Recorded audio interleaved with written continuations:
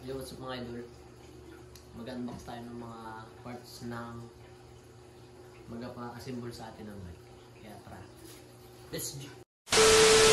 Yo, what's up mga idolo, at for today's video nga ay eto mag-unbox tayo, ay unbox ba, unwrap pala ng mga pyesa ng ating customer ba na ipapabuo. Ay kita mo naman niya, talagang solid na solid, Maxxis agad ang una kong nabasa. Kita mo naman yan idolo, talagang napaka solid, 27.5 nga pala yan mga idolo, Maxxis space. At eto, napakaangas, ang unang pyesa ang ating binuksan ay naroon na, at eto na, sinundan na nga natin ay ano kaya ito. At yun na nga ni, yung pala nga ni yung rim, ay nako, ano kaya ang brand nitong rim na ito mga idolo. At talagang balot na balot, at ayun lumabas na nga, Sagmit Brooklyn mga idolo, 27.5 na 26mm ang wide niya mga idolo. At yan na nga, flexing flex, uy, napakaangas. At ito na, binuksan pa ulit yung isang wrapper. Ayan na, yun naman saddle niya mga idolo, at napakaangas din.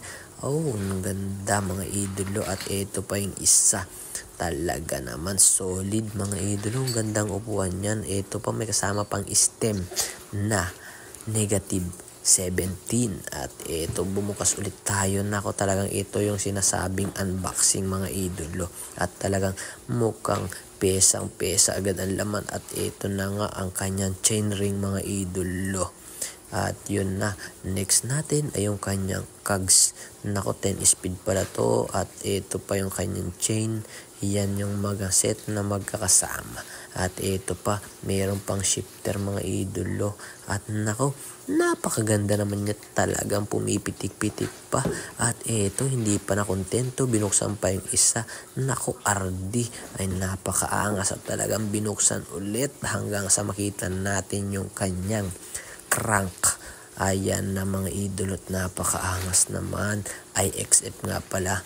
Ayun na, kita mo na't binuksan na. Dumako naman tayo dito sa isang kahon. Na ako, talagang napakarami nito mga idolo, at sulit na sulit. Ay kita mo naman, unang bukas, brake lever, ay brake set pala yan mga idolo. Hinako, talaga Shimano MT200. At eto na, dalawang kahon ito mga idolo. At nako, nakikita nyo naman, Hassens. Nako, hub syempre automatic, dalawang set mga idolo. At talagang sinound check pa, ay talagang napakalutong ng tunog. At meron pa yung isa pa, syempre parehas lang yan. At nako, talagang solid naman mga idolo. Pinili pa kung alin yung bubuksan.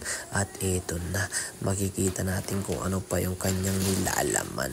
Ay talaga naman, eto na mga idolo, yung kasama niya ay yung suspension pala mga idolo, Bolani na 27.5 at Bolani na 26. Ay talagang solid na solid to mga idolo.